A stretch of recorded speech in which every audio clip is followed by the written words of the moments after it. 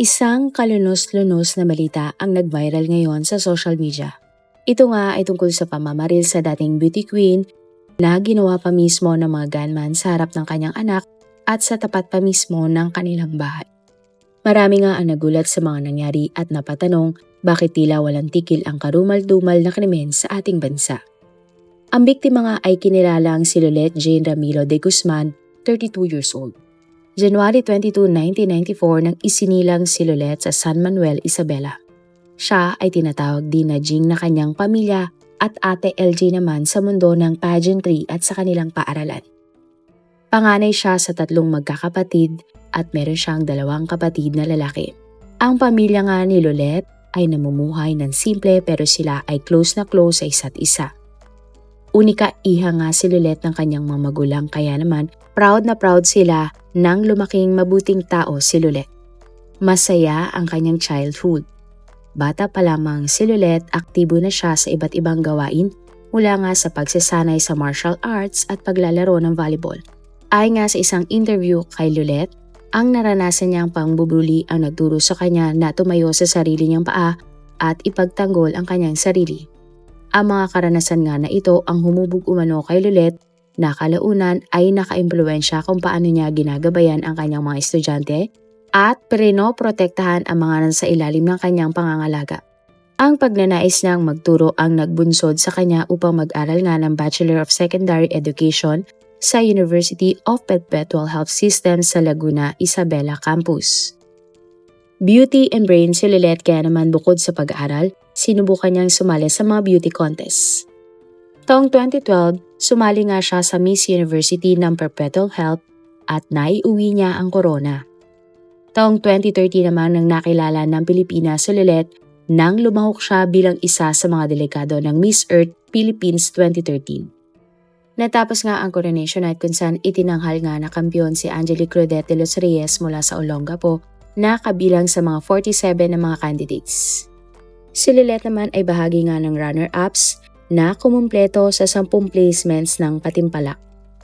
Natanggap din niya ang mga minor awards kabilang nga ang Miss Global International at Miss Guanyin Person. Taong 2014 nang itinanghal naman si Lolet bilang Miss Photogenic sa Reyna ng Aliwan taong 2014.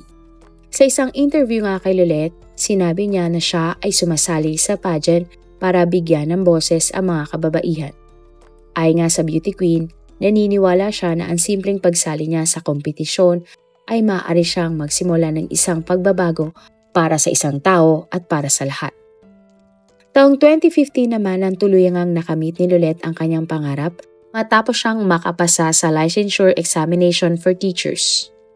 Ang pagiging ganap nga na guro ay isang malaking katuparan para kay Lolet bago pa man siya makilala ng publiko. Hindi man isinapubliko ang paralan kung saan siya nagturo bilang guro, ang mga nakakasalumuhan ni Lolet sa propesyong ito ay inilarawan siya bilang educator na marunong magbalanse ng disiplina at malasakit sa estudyante. Sa likod nga ng liwanag ng stage at ng pader ng mga silid-aralan, itinaguyod ni Lolet ang isang bahay na nakasentro sa pamilya. Si Lolet ay meron 3 mga anak sa kanyang asawa na si Dr. Clifford de la Cruz, isang doktor na nakabase sa Rojas, Isabela. Habang nagtatrabaho si Clifford sa malayong lugar, ang beauty queen ang tumututok sa pagpapalaki ng kanilang mga anak at hindi na siya pinagtrabaho pa ng kanyang mister. Sa mga social media posts nga ni Lolet, makikita ang mga milestone at tagumpay ng kanyang anak tulad nga ng school recognition. 2 nga sa kanilang mga anak ay nag-aaral na at laging kabilang nga sa mga honor roll. Tuwing recognition si Lolet ay palaging naroroon at ipinapakita nito kung gaano siya kaaktibo at devoted na ina. Inilarawan nga si Lolet ng mga nakakilala sa kanya bilang isang taong maaasahan, may malasakit sa kapwa at mabait. Kaya naman nagulat ang lahat nang lumabas ang balita ng brutal na pagkamatay ng beauty queen. February 13, 2025 nang sinundo nga ni Lolet ang kanyang mga anak sa eskwelahan, sakay ng Toyota Fortuner at ang kanyang ama ang nagmamaneho nito. At bandang 6:45 ng gabi nang nakarating na sa tapat ng kanilang bahay sina Lolet. Ang kanyang ama ay bumaba ng sasakyan para buksan ang kanilang gate. Maya-maya pa, isang riding in tandem na sakay ng motorsiklo ang bigla na lamang huminto sa tapat ng gate at lumapit sa side ng kotse kung saan nakaupo si Lulette. Maya-maya pa bigla na lamang binaril ang beauty queen ng mga gunman. Ang riding in tandem ay agad na tumakas at binaybay ang direksyon sa National Highway ng Barangay District 3, San Manuel, Isabela. Agad namang isinugod si Lulette sa Manuel Rojas District Hospital, subalit idiniklara siyang wala ng buhay. Wala ngang tinamong pinsala ang mga anak ni Lulette pero sila ay labis na natroma matapos nilang makita ang nangyaring krimen. Agad nga na nag-viral ang trahedyang sinapit ng beauty queen. Bumuhos nga ang pakikiramay para kay Lulette mula sa mga taong naging bahagi ng kanyang buhay. Ay nga sa mister ni Lulette na si Clifford, lahat sila maging ang kanilang anak ni Lulette ay naguguluhan sa mga biglaang pangyayari at sinisikap nilang maging matatag. Ay nga sa isang interview sa doktor, nasa Maynila siya noon para sa isang training ng barilin si Lulette. Agad nga na umuwi si Clifford nang nalaman mula sa kanyang biyenan ang masamang balita. Walang ibang hangad nga ang lalaki at ang pamilya ni Lulette kundi ang hustisya para sa beauty queen. Ang crime scene nga ay agad na prinoseso ng SOCO team at nangalap sila ng mga ebidensya. Na-recover naman ng mga pulis sa pinangyarihan ng krimen ang mga basyo ng bala. Sa kabilang banda, sinuri naman ng mga investigador ang footage ng security camera mula sa mga kalapit na bahay at naghanap nga ng lead sa motorsiklo na ginamit ng mga gunman. Pero sa kabila ng matinding pagsisiyasat, bigo ang mga kapulisan na agad na maaresto ang mga sospek sa krimen. Ay nga sa mga saksi, walang plaka ang motor na gamit ng gunman at nakamas pa ang dalawang mga lalaki. Hanggang sa nagulat na lamang ang mga saksi na bigla itong humarurot papasok sa compound kung nasaan na ang bahay ni Lulette. Wala pang inilalabas na description o motibo ng mga sospek ang mga pulis, ngunit sinabi nilang tinitingnan nila ang lahat ng anggulo. Kabilang na nga ang personal at professional na mga link sa biktima. Agad din naglabas ng pabuya ang LGU ng Isabela ng 150,000 pesos sa taong makapagbibigay ng impormasyon hinggil sa pamamaril na nangyari. Ipinag-utos din ng hepe ng Philippine National Police ang pagbuo ng Special Task Force at pagsasagawa ng manhunt operation para madakip ang mga responsable sa nangyaring krimen. At February 15, 2025 nang mas pinaigtingan ng mga kapulisan ang investigasyon sa nangyaring pagpatay sa beauty queen. Tiniyak naman ng Provincial Director ng Isabela na gagawin nila ang lahat ng hakbang upang matukoy at mahuli nga ang mga responsable sa pamamaril. Inatasan rin nila ang lahat ng mga concerned units na paigtingin pa ang investigasyon, intelligence build-up at manhunt operations. Emosyonal nga ang asawa ni Lulette na si Clifford sa post nito sa kanyang social media hinggil sa nangyari sa kanyang asawa. Ayon nga kay Clifford, hindi pa din niya matanggap ang sinapit ng kanyang asawa at inakala nga na panaginip lamang ang lahat. Sinabi din ng doktor na 30 minutes bago ang nangyaring krimen, nakausap pa nila si Lulette at nag-I love you pa nga sa kanya ang beauty queen. Hindi nga inakala ni Clifford na iyon na pala ang huling pag-uusap niya ng kanyang pinakamamahal na misis. Ibinahagi din ni Clifford na bago nga ang pamamaril, sinabi ni Lulette na pakiramdam niya, siya ay mamamatay na at nakakaramdam umano ng mga palpitations. Kaya naman pinayuhan niya ang kanyang misis na magpa-check up. Natapos nga ang magpa-check up, natuwa naman umano ang beauty queen na nalaman na walang kinalaman sa puso ang kanyang mga nararamdaman. Pero ang nakakalungkot sa isang iglap, si Lulette ay kinuha sa kanyang mahal sa buhay na mga taong inggit at intimidated sa tapang na meron ang beauty queen. Ibinahagi din ni Clifford kung paano tumawag sa kanya ang kanyang mga anak na nakita umano kung paano pinaslang ang kanilang ina. Git pa ni Clifford, nagawa pa umano ni Lulette na iligtas ang kanilang mga anak, kaya ang guro lamang ang tinamaan ng mga bala. Pinaniniwalaan na niyakap pa ni Lulette ang kanyang mga anak para nga ito ay hindi masaktan. Nangako nga si Clifford kay Lulette na ibibigay sa kanyang misis ang hustisya hanggang sa huli at ibubuhos lamang ang kanyang pagmamahal sa kanilang tatlong mga anak. Panalangin din ng doktor na sana nga ay malagpasan ng kanilang mga anak ang trauma na dinanas ng mga ito. Sa isang interview, ipinahayag nga ni Clifford ang labis na sakit na kanyang nararamdaman at hindi pa din niya matanggap ang nangyari kay Lulette kahit na personalan niyang nakita ang labi ng kanyang misis. At ayon nga kay Clifford, napaka-responsable, sweet at sobrang maasikaso ng kanyang misis. Si Lulette ay inilarawan din bilang mapagmahal na asawa at responsableng anak. Sa isang post, inilarawan ni Clifford ang kanyang misis bilang isang fighter, matapang na babae, lumalaban sa mga issue ng bullying at may paninindigan para sa mga magulang at estudyante na natatakot magsalita. Naniniwala si Clifford na ang boses ni Lulette ay pinatahimik ng mga tao na nasaktan ni Lulette o naagrabyado niya dahil sa katotohanan na ipinaglalaban ng kanyang asawa. Git pa ng doktor, kahit wala na ang kanyang asawa, ang katapangan umano ni Lulette ay hindi kailanman mapapatahimik at hinding-hindi nila malilimutan ang laban ng beauty queen. Sa post naman ng kapatid ni Lulette, napatanong nga ang lalaki kung bakit sa panahon ngayon, basta-basta na lamang pinapaslang ang taong walang kalaban-laban tulad ng kanyang ate.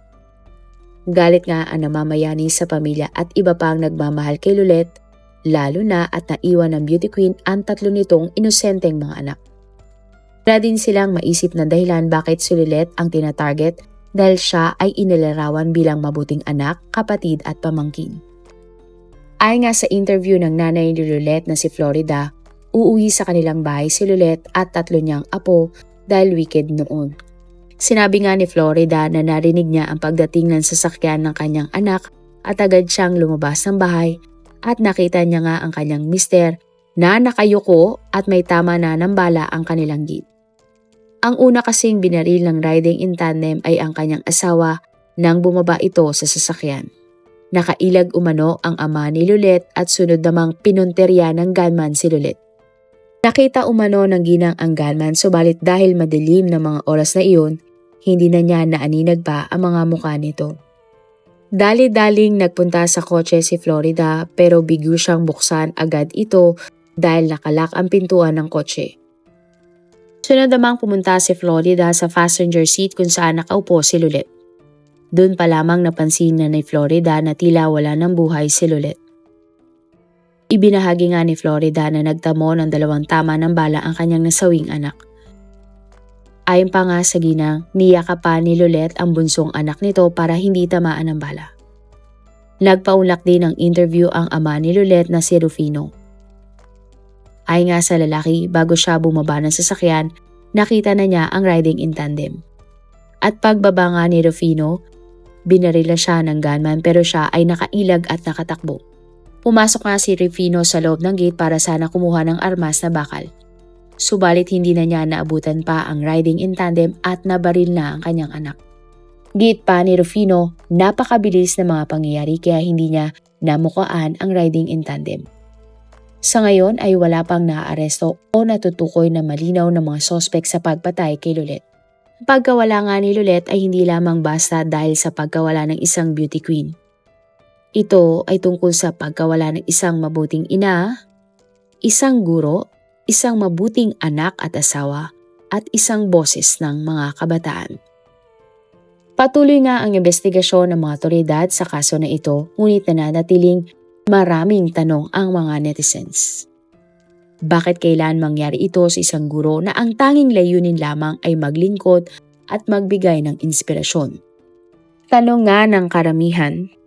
Sa panahon ngayon, hindi na baligtas ang mga guro at ina kahit sa loob pa ng kanilang sariling tahanan. Para naman sa ating pangalawang kwento, tayo naman ay magtungo sa bansang Trinidad and Tobago. Ang bansang ito ay isang twin island sa Southern Caribbean at malapit sa bansang Venezuela. Sa bansang ito, nagmula ang babae na si Sadna Ramsurup Gangu, 44 years old o tawagin na lang nating Alice. Si Alice ay mula sa Princess Town at ang kanyang ina ay mula sa India, samantalang ang kanyang ama naman ay mula sa Trinidad and Tobago. Bata pa lamang si Alice nang permanente na silang nanirahan sa Princess Town. Sa lugar na ito, dito na siya nagkaisip, nagdalaga at gumawa ng sarili niyang pamilya. Habang lumalaki nga si Alice, nakitaan na siya ng angking kagandahan ng kanyang mga magulang. High school pa lamang noon ang dalaga nang unang beses siyang sumali sa isang beauty contest. Magmula nga noon, madalas nang sumali si Alice sa mga patimpalak at siya ay laging nananalo. Nang nagkolehiyo na si Alice, tumigil na siya sa pagsali sa mga beauty contest at nag-focus na lamang sa kanyang pag-aaral. Si Alice nga ay kumuha ng kursong nursing sa University of Trinidad and Tobago. At makalipas naman ang ilang taon nang nakapagtapos na si Alice at nakapasa na din sa licensure exam. Napakasaya nga ni Alice dahil pangarap talaga niyang maglingkod sa kanyang kapwa. Hanggang sa nagtrabaho na nga siya at natanggap sa San Fernando General Hospital kung saan nakilala niya ang kanyang unang asawa. Pero makalipas ang ilang taon, naghiwalay din si Alice at ang kanyang asawa. Hindi nagtagal, muling umibig nga si Alice sa lalaking si Kevin Gangu. At ang kanilang pag-iibigan ay nauwi nga sa isang masayang kasalan. Sina Alice at Kevin ay nabiyayaan naman ng isang anak na lalaki. Naging matatag at masaya nga ang pagsasama ng dalawa. Ang mag-asawa ay nagkaroon na din kaagad ng dalawang mga apo. Subalit sila ay sinubok ng taong 2019. Si Kevin kasi ay nasangkot sa aksidente at naospital ng 2 linggo. Takot na takot noon si Alice pero siya ay nagpakatatag para sa kanyang pamilya. Nakarecover naman si Kevin at bumalik sa kanyang normal na buhay. Ngunit panandalian lamang pala ito. Dahil September 1, 2019, nang may masama na namang nangyari kay Kevin. Naka-duty noon sa ospital si Alice nang natanggap niya ang masamang balita. Pauwi na noon si Kevin kasama ang kanyang mga kamag-anak. Sasakay na sana si Kevin sa kotse nang bigla itong tumumba. Isinugod nga ang lalaki sa pinakamalapit na ospital at nalaman na siya nga ay may brain trauma. Kalaunan, binawian na ng buhay si Kevin. Labis nga na dinamdam ni Alice ang pagkawala ng kanyang asawa. Magmula nga noon, mag-isa na lamang binubuhay ng beauty queen ang kanyang anak.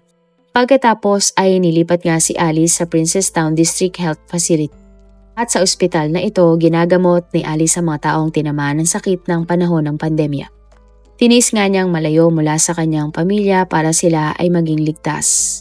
At nang lumuwag na nga ang restriksyon ng pandemya, unti-unti na ding bumalik sa dati ang buhay sa bansa ni Alice. Nagawa pa nga ng beauty queen na makipag-party sa kanyang mga kaibigan. Kahit na isang ina at lola na si Alice, sinusubukan pa rin ng ginang na muling sumali sa mga beauty contest para sa mga misis. Tulad ng dati na nanalo si Alice. Taong 2024 nang si Alice ang nagrepresenta para sa Princestown sa Mrs. India Worldwide Trinidad and Tobago. Isang malaking international pageant na ipinagdidiwang sa kanilang bansa kung saan maraming magagandang ina nagtatanghal at sumasali. Bigo man mauwi ni Alice ang corona, tumatak naman siya bilang kandidata dahil sa kanyang taglay na husay at determinasyon.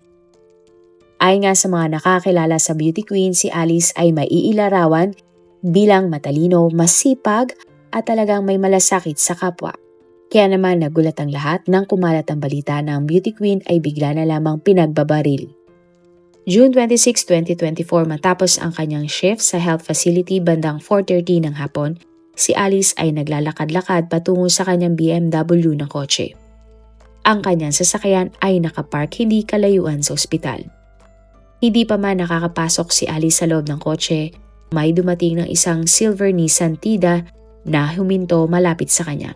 At isang lalaki nga ang lumabas mula sa kotse, binaril si Alice ng malapitan. Matapos nga ang pamamaril, ang sospek ay muling sumakay sa kotse at tumakas. Mga nakakita nga sa mga pangyayari ay agad na nilapitan si Alice. Dumating din kaagad ang kanyang mga katrabaho na sinubukan pa siyang iligtas. Ngunit huli na ang lahat dahil si Alice ay agad na binawian ng buhay. Hindi nagtagal, dumating na nga ang pulis para simulan ang investigasyon sa kaso. Ang sasakyan na pinaniniwala ang ginamit ng sospek ay nakita sa hindi kalayuan. At itong dinala ng mga otoridad para makakuha ng mga ebidensya at posibleng magamit sa pagdakip sa mga salarin. At ayon nga sa kamag-anak ni Alice, hindi sila nabigla sa pangyayari dahil ang beauty queen ay matagal nang nakakatanggap ng mga banta sa kanyang buhay. Hindi naman na idinetalye pa ng kamag-anak na ito kung bakit merong banta si Alice sa kanyang buhay. At habang patuloy nga ang investigasyon, tinutukan ng mga pulis kung mayroon bang koneksyon ang ilang leaked videos na kumakalat sa social media bago ang pagpatay sa beauty queen. Ang mga video ay naging controversial dahil makikita dito si Alice kasama ang 2 lalaki at isang babae. Makalipas ang ilang araw, sinasabi ng mga pulis na ang tinitingnan nilang anggulo sa krimen ay ang pagkakaroon umano ni Alice ng double life. Bukod kasi sa pagiging nurse, pinaniniwalaan na si Alice ay posibleng producer ng adult videos. Ayon pa sa mga balita, ginagamit umano ni Alice ang ilang video na hawak niya para manghingi ng pera o yung tinatawag na pang-blackmail. At sa kanyang libingan ng June 30, 2024, umapela ang mga pastor at kamag-anak ni Alice sa publiko na wag husgahan ang pagkatao ng yumaong beauty queen. Lalo na at kilala nga si Alice dahil sa paglilingkod nito sa komunidad, tumutulong sa mga may sakit, lalo na ng panahon ng pandemya at nagsiservisyo na may puso. Magpahanggang ngayon ay wala pang ring impormasyon kung nahuli na ba ang bumaril sa beauty queen na si Alice. Marami pong salamat sa inyong panonood. Meron ba kayong mga kwento na gusto nyong i-share sa ating mga manonood? O kung may personal po kayong kwento na gusto nyong i-feature sa ating channel, i-comment down below nyo lang ang inyong mga suggestions. Para naman po sa dagdag kalaman, i-subscribe nyo din po at i-follow ang ating iba pang YouTube channel katulad ng Tagalog Facts and Mysteries by DJ Sean at Manila Boy Wonder Philippines. Marami pong salamat sa pagsuporta nyo sa aming mga channel. God bless everyone!